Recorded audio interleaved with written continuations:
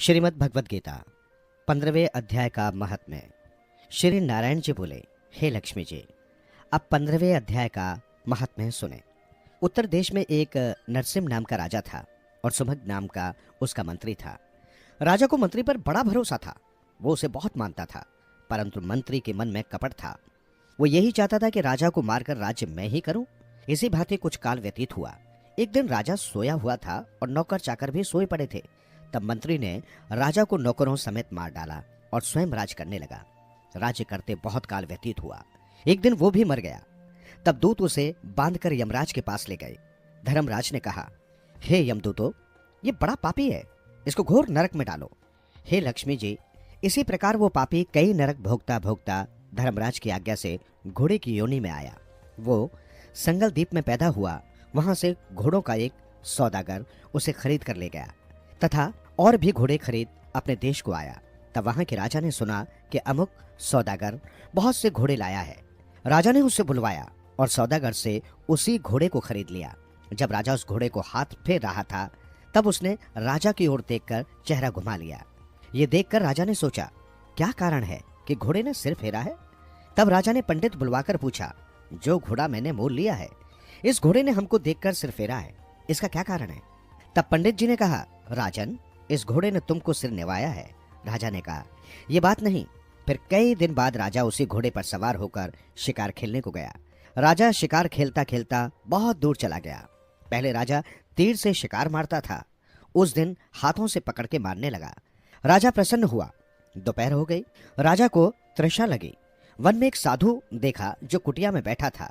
एक तालाब भी जल से भरा था। वहां राजा जा उतरा। घोड़ा वृक्ष के साथ बांधकर कुटिया में गया। देखा तो साधु अपने पुत्र को गीता के 15वें अध्याय का पाठ सिखा रहा है। वृक्ष के पत्ते पर श्लोक लिख दिया और बालक को कहा, खेलते फिरो और इसको कंठ भी करो।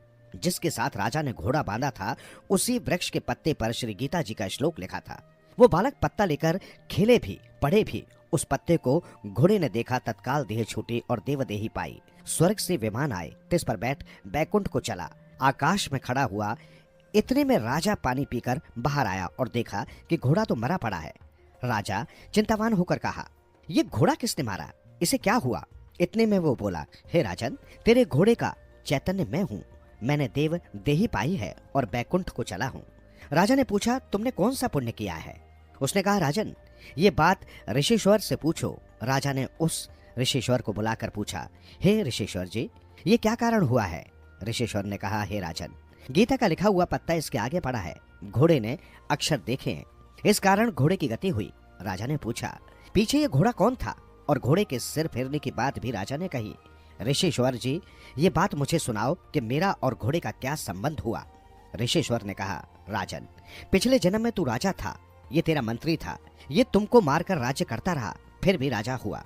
ये मरकर धर्मराज के पास गया। धर्मराज ने धिक्कार कर कहा, इस पापी कृतघ्न को घोर नरक में डालो। बड़े नरक भोगता भोगता घोड़े के जन्म में आया। संगलदीप से आकर तेरे पास बिका।